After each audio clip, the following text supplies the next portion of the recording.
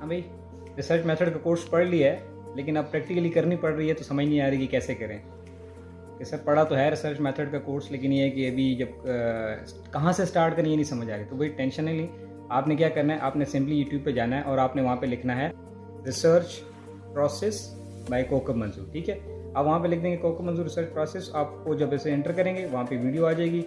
आप ये वीडियो आप देख रहे हैं, इसको आपने क्लिक करना है। जब आप इसको क्लिक कर देंगे तो ये देखें, इस पर लिखा है step by step guide A to Z, यानी A to Z जितने भी प्रोसेस हैं रिसर्च के वो सारे मैंने एक्सप्लेन कर दिए। यानी कि कहाँ से रिसर्च स्टार्ट होती है, प्रिलिमिनरी एरिया क्या है, ऑब्जर्वेशन कैसे करनी है, आइडेंटिफिकेशन ऑफ द प्रॉब्लम है, थ्योरेटिकल फ्रेमवर्क है, हाइपोथेसिस कैसे बनाने हैं, ऑपरेशनलाइजेशन कैसे करनी है, रिसर्च डिज़ाइन, डेटा एनालिसिस, सारा कुछ इसमें मैंने तफसीलन डिस्कस कर दिया है। और आगे आप इसको जब आप वीडियो आगे करके देखते चले जाएंगे तो आप देखेंगे कि एक चीज़ को मैंने पूरा रिसर्च स्कीमेटिक डायग्राम, हाइपोथेसिस से लेकर एनालिसिस डिज़ाइन तक सब कुछ, यानी कि रेफरेंसेस तक सारा कुछ कर दिया। सो आई होप ये वीडियो आप